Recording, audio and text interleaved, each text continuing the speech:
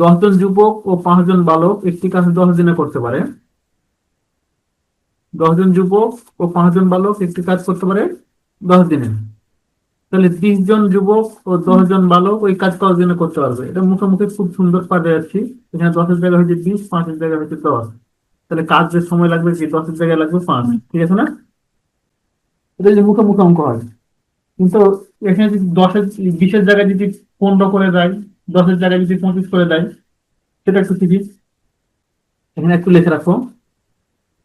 ধরি 1 জন যুবক একদিনে করে এক্স অংশ, 1 জন বালক একদিনে করে ওয়াই অংশ। তাহলে 10 জন যুবক একদিনে করবো কতটুকু? 10x।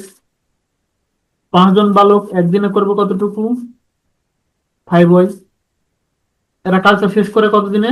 10 দিনে। তাহলে একদিনে করবে কতটুকু? 1/10। আমরা পাইছিলাম যে 10x প্লাস 5y সমান 1/10। ঠিক আছে? 10x একদিনে 5y, একদিনে কতটুকু করবে? 1/10, যেহেতু 10 দিনে শেষ করতেছে। আচ্ছা। অন্যভাবে যদি এটা না বুঝে এটা বুঝো। 10x প্লাস 5y এটা একদিনের কাজ। তাহলে 10 দিনের কাজ কতটুকু? ইন্টু 10 সমান 1। এটাও বুঝতে পারি, এটাও বুঝতে পারি। আচ্ছা, আমরা এটাকে নিচ্ছি না আপাতত, আমরা এটা নিয়ে কাজ করি। এটা হচ্ছে সমীকরণ 1। দ্বিতীয় ক্ষেত্রে কি বলছে? 20 জন যুবক 10 জন বালক কতদিনে করতে পারবে? তাহলে এখানে একটু লিখে নাও। আবার ধরি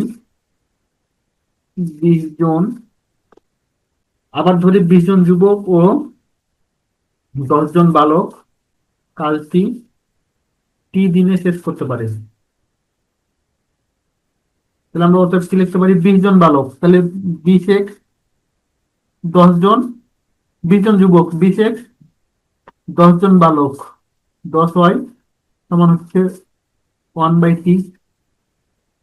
বা এখান থেকে 2 কমন নিই, তাহলে 10x প্লাস 5y সমান 1/t।